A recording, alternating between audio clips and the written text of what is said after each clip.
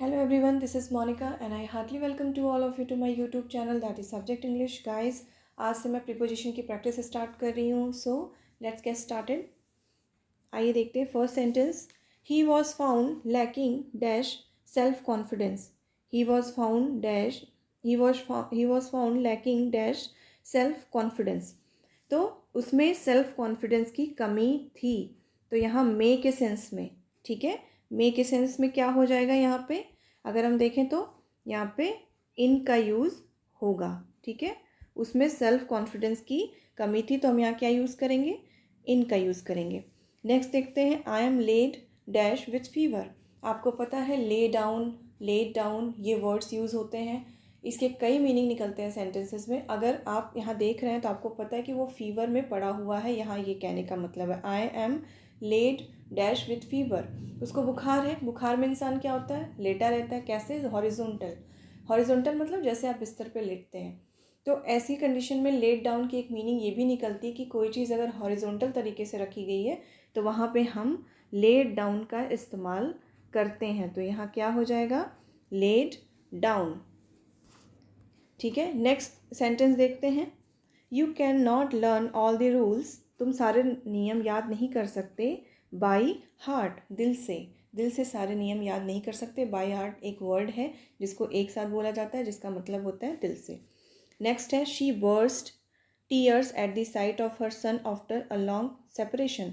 अपने बेटे से बहुत लंबे समय तक दूर रहने के कारण वो क्या हुई, विस्फोट कर गई, रोने लगी, जैसे आंसुओं की बौछार कर दी उसने. तो एक नॉर्मल इंसान से एक नॉर्मल इंसान थी वो, जैसे बेटे को देखा उसने आंसुओं की बौछार स्टार्ट कर दी. वो क्या हो गई, उसमें डूब गई. तो यहाँ पे क्या हुआ, मूवमेंट करते हुए डूबी. मैंने आपको मेढक वाला एग्जाम्पल बताया था.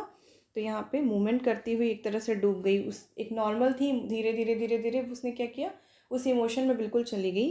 तो यहाँ इन नहीं इनटू का इस्तेमाल होगा. अगर आप इस मेढक वाले एग्जाम्पल को ध्यान से सोचें, एक नॉर्मल इंसान जब रोना शुरू करता है धीरे धीरे धीरे वो तेज़ हो जाता है, बर्स्ट कर जाता है. तो बर्स्ट वाली कंडीशन में क्या होता है, नॉर्मल से वो एकदम ही अलग ही हो जाता है. तो वो क्या होता है, उसमें छलांग लगा देता है जैसे मेढक ने लगाई थी. एक छोटा सा एग्जाम्पल इस तरह से. ठीक है, नेक्स्ट देखते हैं.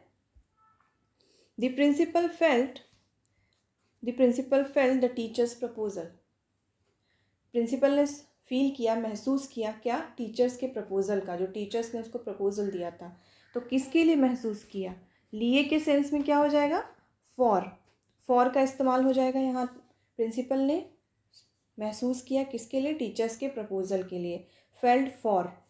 Over exercise tells one's health. कोई एक्सरसाइज करता है उसकी बॉडी के ऊपर जो भी वर्क चेंजेस होते हैं वो कैसे होते हैं, एक बार में हो जाते हैं कि कुछ मूवमेंट करते हुए होते हैं, धीरे धीरे धीरे बॉडी चेंज होती है. तो किसी के ऊपर, किसी के शरीर पर कोई चेंज अगर देखने को मिल रहा है और वो पर के सेंस में है और वो एकदम स्थिर रूप में नहीं हो रहा है, वो धीरे धीरे मूवमेंट करता हुआ हो रहा है, तो यहाँ पे क्या इस्तेमाल होगा, अपॉन. आपको पता है, मैंने बताया है कि कोई चीज़ अगर एक स्थिर भाव से ना होते हुए पर के सेंस में अगर है तो क्या यूज़ होगा, यहाँ अपॉन का यूज़ होगा. ठीक है. The soldiers always carry out. यहाँ क्या हो जाएगा, carry out the captains order. हमेशा मानने के सेंस में, carry out. The soldiers always carry out the captains order. ठीक है, नेक्स्ट देखते हैं. The new secretary will take over the charge. मैंने बताया था कि मुंह पे हाथ रखने वाले एग्जाम्पल को मैंने बताया था ओवर में, तो ज़रूरी थोड़ी पूरे एग्जाम्पल्स में आप मुंह पे हाथ ही रखेंगे. यहाँ पे किसी चीज़ के ऊपर कोई और चीज़ आ जाना, ओवरलैपिंग कर देना, ले कर देना, उसके ऊपर रख देना. यानी वहाँ पहले कोई और था, अब क्या हो गया, उसकी जगह किसी और ने ले ली, तो उसके ऊपर एक तरह से ओवरलैपिंग कर दी. उस इंसान को पीछे छोड़ के वो खुद उस पर आके अब उस जगह पे बैठ गया. तो वहाँ पे क्या हो गया, ओवर का इस्तेमाल हो गया. सेंस लगाने की ज़रूरत है, सिर्फ एक एग्जाम्पल पे स्टिक मत रहिए, उस एग्जाम्पल की सेंस को समझिए. और ये सब सिर्फ प्रैक्टिस से आ सकता है, अदरवाइज रूल्स तो किसी को एग्ज़ाम में याद नहीं रहते हैं.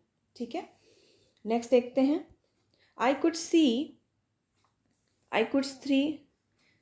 हीज़ क्लेवरनेस ईजली, मैं उसकी चालाकी को देख सकता हूँ। तो कोई वजह होगी उसकी चालाकी को, जैसे आप कहते हैं ना मैं देख पा रहा हूँ इस चीज़ की वजह से। अगर आपको कोई कोई सबूत मिल जाता है या आप किसी हरकत को किसी के देखते हैं, तो उस हरकत के माध्यम से, उस सबूत के माध्यम से आप अपनी एजम्पशन बनाते हैं या धारणा बनाते हैं कि सामने वाला चालाक है। तो माध्यम आया यहाँ पे, मैंने बताया था किसी माध्यम से ही किसी को कोई चीज़ पता चलती है। तो वहाँ पे क्या इस्तेमाल करेंगे? थ्रो का इस्तेमाल करेंगे। सॉरी, यहाँ पे मैं अच्छे से लिख देती हूँ। क्या यूज़ करेंगे? THROUGH, क्योंकि अब वो बता रहा है कि I could see his cleverness easily, यानी उसने कुछ ऐसा पाया है जिसके माध्यम से उसको ये बात पता चल रही है कि वो बहुत आसानी से समझ पा रहा है कि सामने वाला बहुत चालाक है। तो किसी माध्यम से ये बात उसको समझ में आई होगी, तो वहाँ पे क्या यूज़ करेंगे? थ्रू का यूज़ करेंगे। नेक्स्ट देखते हैं, I have put considerable weight recently. I have put dash considerable weight recently.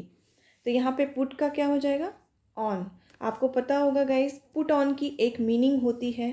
Put on को एक साथ क्यों इस्तेमाल किया जाता है? कई सेंस में, लेकिन यहाँ पे पुट ऑन का एक मीनिंग ये है, बढ़ाना।